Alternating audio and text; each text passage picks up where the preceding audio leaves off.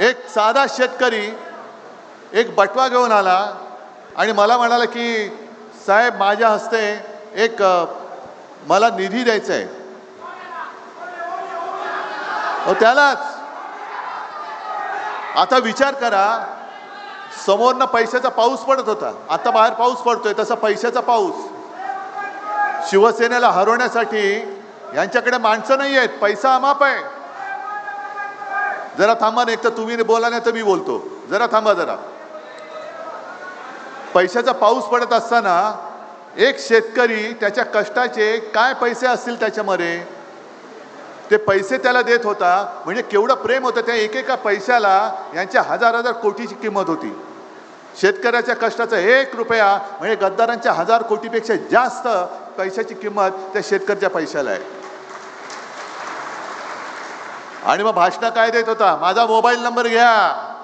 अरे मी स्वतः नंतर फोन केला, मग मी कैलासला फोन केला, अरे मी नंबर फिरवतोय, फोनच उचलत नाहीये, करायचं काय. आणि मग त्यांचंच भाषण आहे.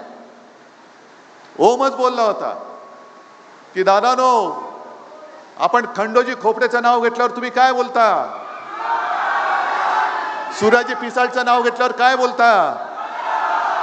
मग आता मला सांगा, 400 वर्षे झाली त्यांच्या कपाळावरचा गद्दारीचा डाग पुसला जात नाही, हे केव्हा पुसणार हो. आता याच्या कपाळावरचा डाग कधी पुसणार.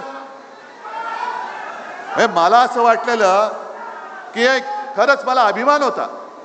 जसं काल मी आज सकाळी परभणीमध्ये होतो, परभणीमध्ये सुद्धा त्यावेळेला आज संजय राऊतने त्याचंही बारसं करून टाकले. बंडूचं नाव त्यांनी ठेवलंय, काय ठेवायचं ते. तर परभणीमध्ये एका बाजूला माझा खासदार होता, एका बाजूला आमदार होता. तसंच चित्र इकडे होतं, एका बाजूला कैलास होता, दुसऱ्या बाजूला हा होता. आणि सगळ्या या गद्दारीच्या राजकारणामध्ये म्हटलं रे 2 वाघ आहेत माझे. पण मला कुठे माहिती आहे की वाघाचं कातड पांघरलेला हा लांडगा होता, हे आत्ता मला कळतंय. आणि खरंच आता संजय राऊत तुम्ही जे बोललात, गेले 4 दिवस मी आता कैलासला सांगत होतो, एक यांची प्रकरणं जी कानावर येत आहेत, अंगावरती काटा येतो. बापरे, आपण कोणाला पोचलो होतं. कोणतरी मला विचारेल, पत्रकार म्हणतील का हो तुमच्याकडे होता तेव्हा तुम्हाला माहित नव्हतं. खरंच माहिती नव्हतं. कारण हे आत्ताची जी काय प्रकरणं मला कळतायत, त्या समारांचे कुटुंब इकडे आलेत, त्यांना मी भेटणार आहे आणि त्यांना वाऱ्यावरती आम्ही सोडणार नाही, अजिबात सोडणार नाही,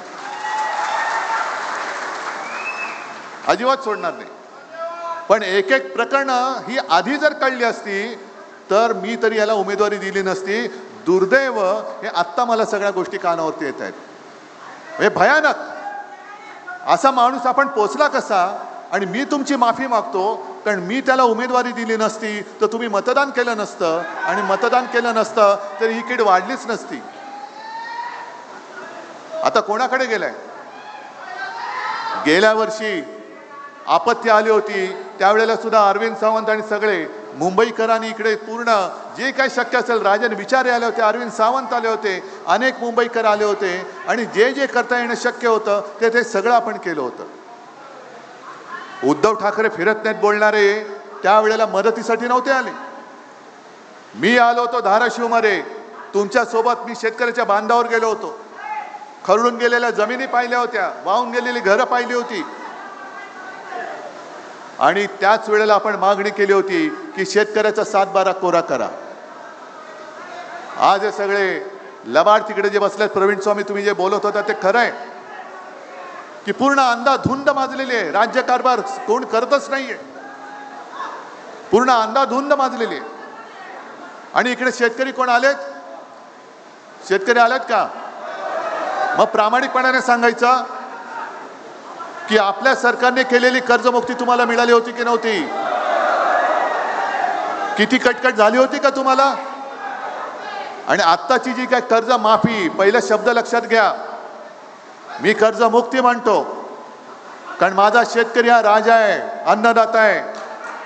माफी ही गुन्हेगाराला करायची असते, अन्नदात्याला मुक्त करायचं असतं. त्याच्या ऋणातून मुक्त होण्यासाठी जो काही आपल्याला जे करता येणं शक्य असेल ते आपण केलं पाहिजे.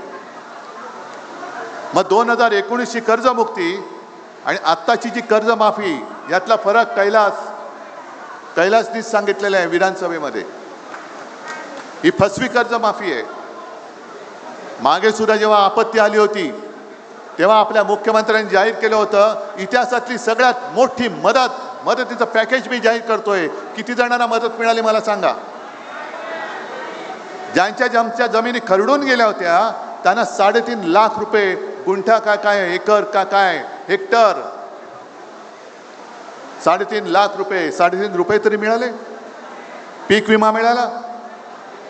आता सुद्धा खतांचा पत्ता नाही. पावसाचा तर नव्हताच, पाऊस आत्ता लागतोय. मग हे असं सगळं शेतकऱ्याचं वाटोळं करणारं जे सरकार आहे त्या सरकारला मदत करायला हा गद्दार तिकडे गेला. लाज वाटते, मला लाज वाटते. मी तुमच्याकडे त्याला उमेदवार म्हणून दिला होता. हे सगळं अंधाधुंद चाललेली आहे, फसवणुकीचा कारभार चाललेला आहे.